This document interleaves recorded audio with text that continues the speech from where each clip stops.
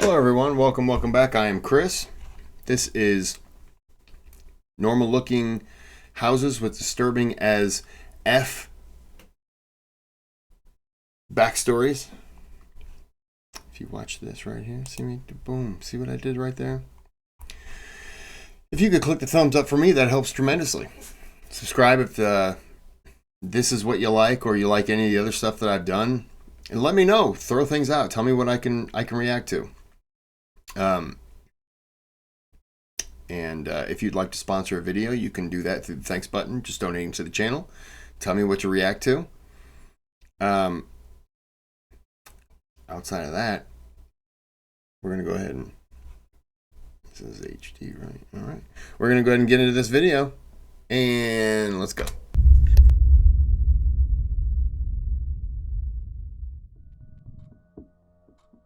It's customary to visit places, point out buildings of interest, or remark on a particularly quaint or luxurious-looking home.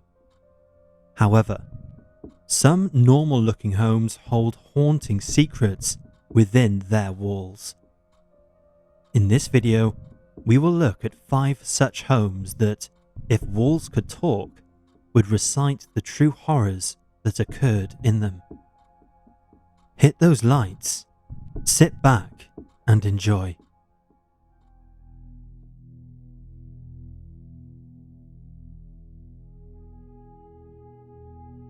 The Cursed Mansion. For decades, a multi-million-dollar mansion has been left empty in an upscale neighborhood in Los Feliz, Los Angeles. The house gained a reputation for being cursed ever since its first residents moved in nearly 100 years ago. The reputation was solidified in 1959 when it was the scene of an unspeakable crime.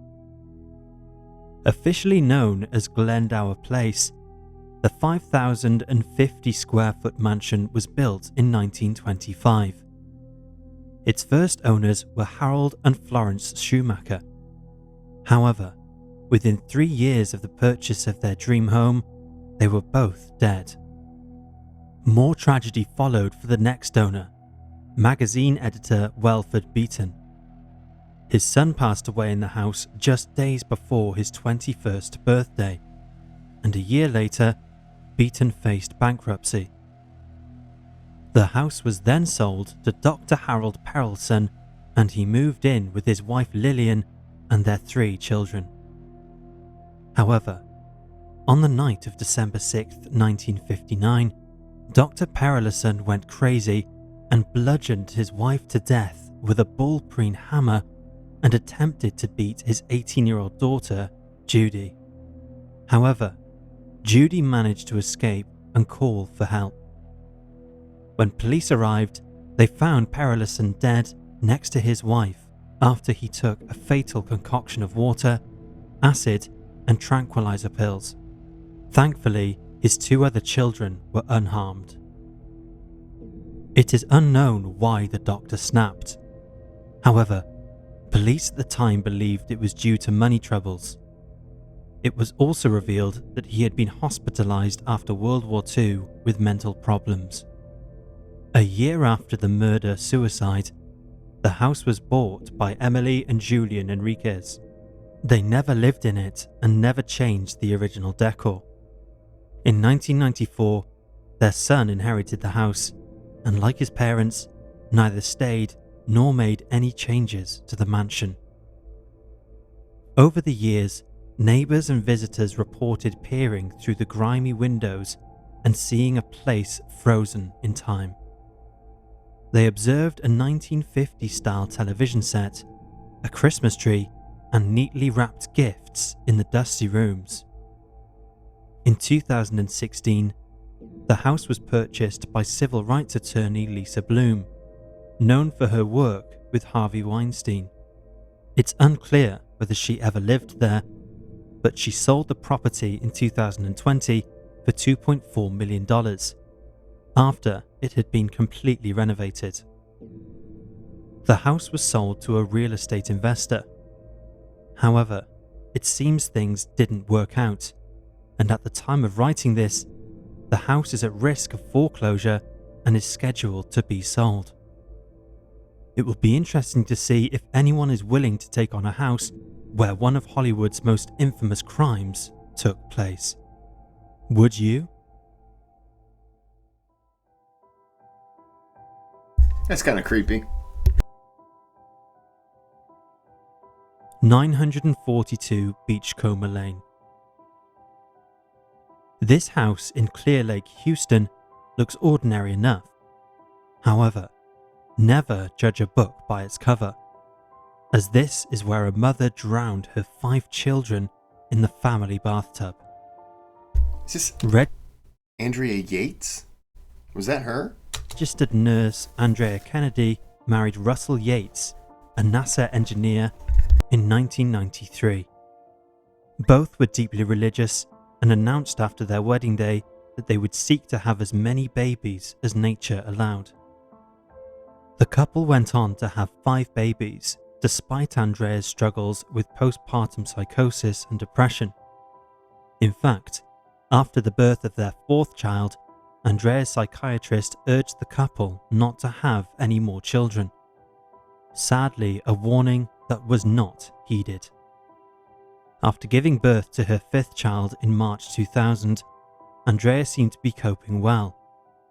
However, that changed when her father died on March the 12th, 2001.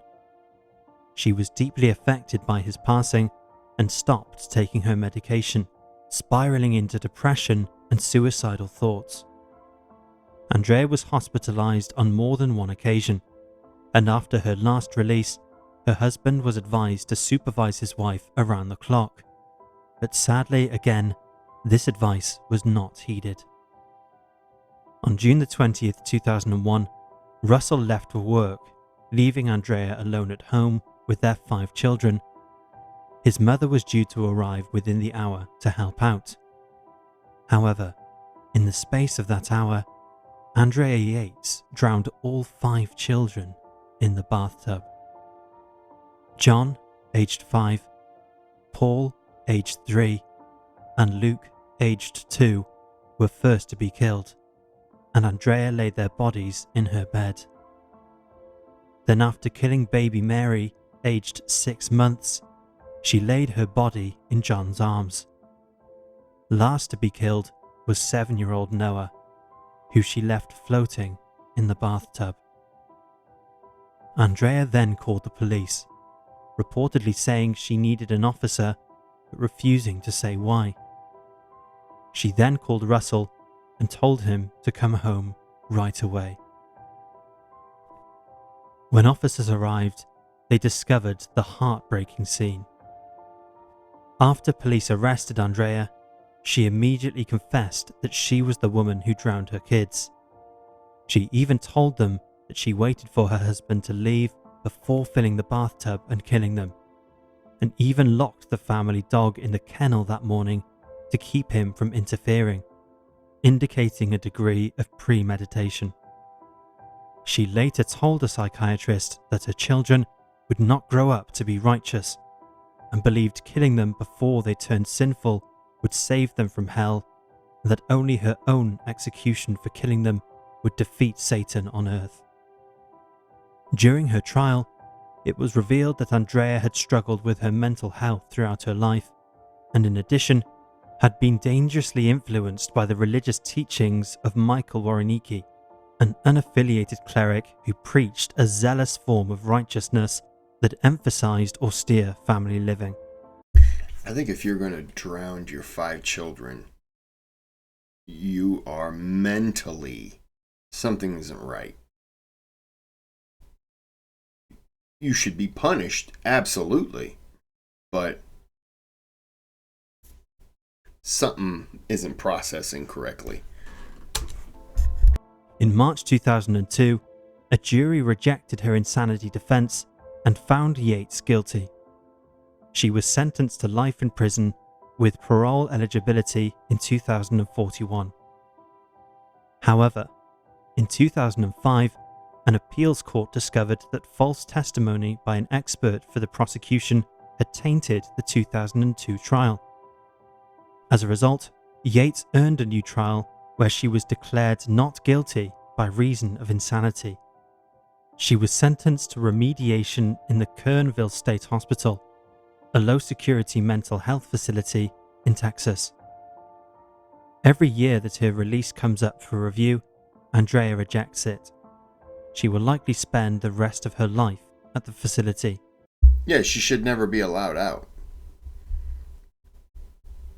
Just never. I'm glad that she rejects it. I think I heard recently that she enjoys it there because of she does knitting and all kinds of stuff, and she has pictures of her kids and all kinds of stuff. I mean, if you have pictures of your kids up after you've drowned them, yeah, you're nutty. There's nothing that you're going to be able to do to come out of that and be a normal functioning person in society. You're not going to contribute. Keep her where she is where she's safe. For a more in-depth look at this heinous case, head over to our Murderous Minds channel.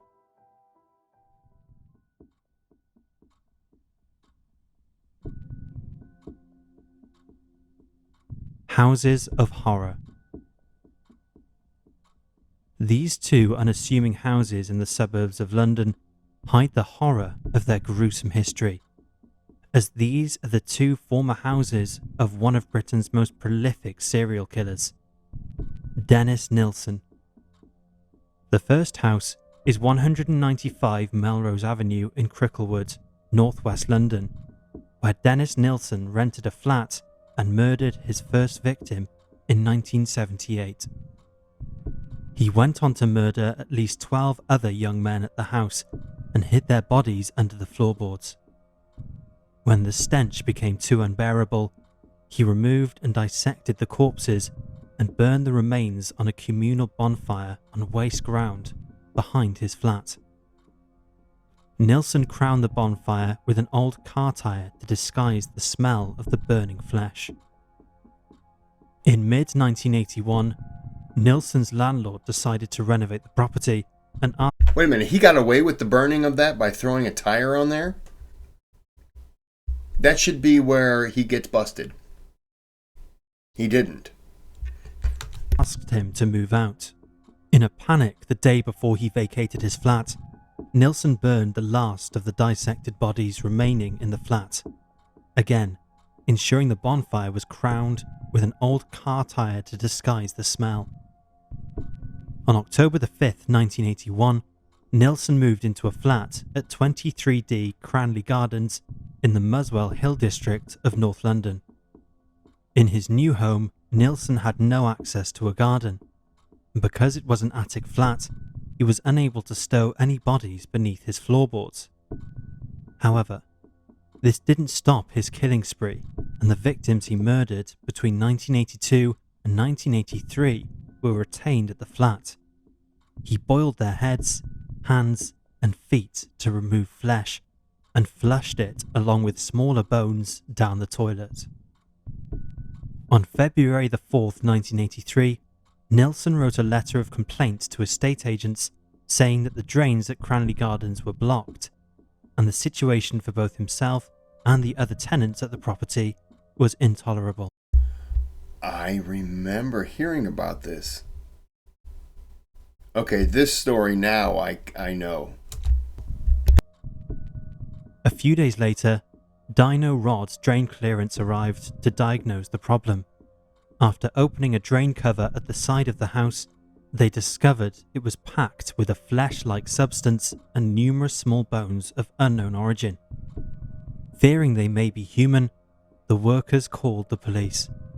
A pathologist soon confirmed the remains were human, and it was established they had been flushed from the top floor flat that Nilsen occupied. When officers paid Nilsen a visit, they were immediately overwhelmed by the smell of rotting flesh. So this fool not only killed people, boiled them, all that stuff, then he flushed them. Then he had the nerve to call a plumber and complain Got it. Soon after, human remains were discovered and Nilsson was taken to the police station. En route, officers asked him whether the remains in his flat belonged to one person or two. He replied, 15 or 16, since 1978. Nilsson was brought to a trial on the 24th of October 1983, charged with 6 counts of murder and 2 of attempted murder. He pleaded not guilty on all charges on the grounds of diminished responsibility. The jury reached a majority verdict of guilty on all counts and sentenced Nilsson to life imprisonment with a recommendation that he serve a minimum of 25 years. This was later changed to a whole life tariff in December 1994. As a result, Nilsson was effectively imprisoned for life, a punishment he accepted and chose not to appeal.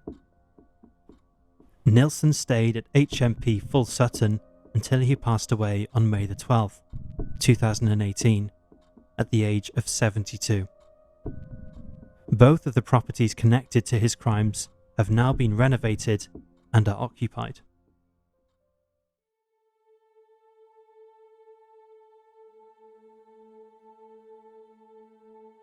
Mount Pleasant Cottage, Caenus, Powys, Mid Wales. This quaint little cottage in the Welsh countryside became pivotal to the investigation into the disappearance of 5-year-old April Jones. On the evening of October the 1st, 2012, April pleaded with her parents to let her play with her friend outside, even though it was late.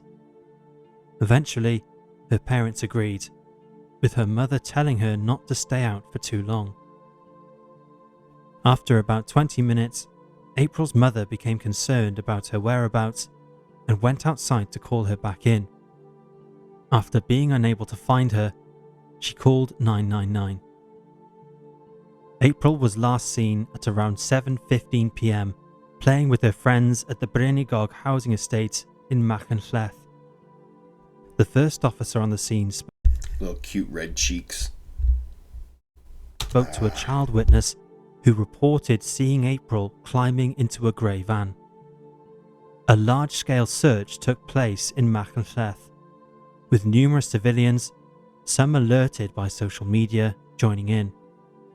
The number of searchers swelled to hundreds by the early morning hours of the 2nd of October. Even the Prime Minister at the time, David Cameron, appealed to the public for April's safe return. It became the largest missing person search in UK police history. Local man Mark Bridger soon became a suspect as he matched the description of the man the eyewitness had seen April with before getting into his van. Despite the absence of a body, on the 6th of October, Bridger was charged with abduction, murder, and attempting to pervert the course of justice. At his trial, a forensic expert told the court that fragments of human bone consistent with a younger individual had been found in the fireplace at Mount Pleasant Cottage. Blood was also found in the cottage that matched April's DNA. On the 30th of May 2013, Bridger was found guilty of all charges and was sentenced to life imprisonment with a whole life order. Bridger has never revealed what he did with April's body, but police believe he scattered April's remains across the countryside near his house.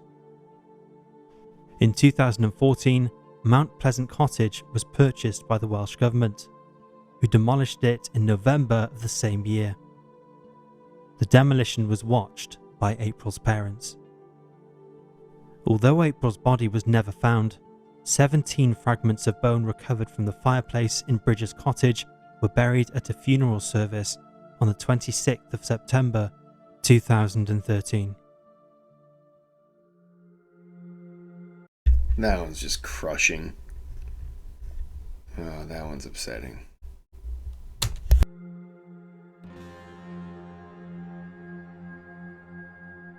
Alex Murdoch Moselle Family Estate. This stunning house is part of the 1,772-acre South Carolina hunting lodge in rural Colleton County, which was formerly owned by legal dynasty heir Alex Murdaugh. But don't be fooled by its stunning facade. It is also the site of suspected drug smuggling, the mysterious death of long-term housekeeper Gloria Satterfield, and a grisly double murder. After Satterfield's death in 2018, Murdaugh claimed that dogs caused her to fall down the stairs to force his insurers to make a settlement payment that he pocketed. On June 7, 2021, at 10:07 p.m, Alex Murdaugh called 911 to say he had found the lifeless bodies of his wife Margaret and their son Paul near the family's dog kennels on their sprawling estate. They had both been shot multiple times in the head, wrists, and chest with different guns. When officers arrived, Murdaugh claimed that he had been with his mother, who has dementia, at the time of the killings. However, cell phone data, including a video containing his voice, placed him at the scene. Initially, Murdaugh was considered a suspect, but it took more than a year for him to be arrested. In July 2022, he was charged with 2 counts of murder and 2 counts of weapon possession. During this time, Murdaugh attempted to hire someone to kill him unsuccessfully, allegedly so that his older son could collect his life insurance. Additionally, numerous charges relating to financial crimes were brought against him. During what was dubbed the trial of the century, Murdaugh pleaded not guilty, but admitted to repeatedly lying to police officers about being at the kennels on the night of the murders. He attributed these lies to paranoid thinking due to his addiction to drugs. He also confessed to stealing from his legal clients and his firm, as well as asking a relative to shoot him. On March 2nd, 2023, after less than 3 hours of deliberation, the jury found Murdaugh guilty of 2 counts of murder and 2 counts of possession of a weapon during a violent crime. Because of the intense public interest in the case, the verdict was transmitted live across the United States on all major news networks. People would ask me, "Hey, what'd you think about the Murdaugh, whatever his trial?" And I was like, I have no idea. I still don't know anything about it. This is the most I've ever heard about that. I really was not captivated at all. I didn't even care.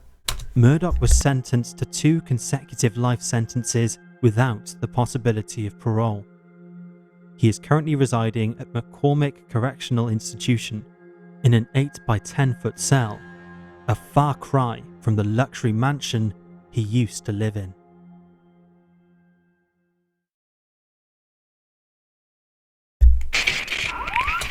Okay. Well, we're going to go back real fast. No, we're going to stop this. And I'm going to quickly figure something out here. Let's see. No.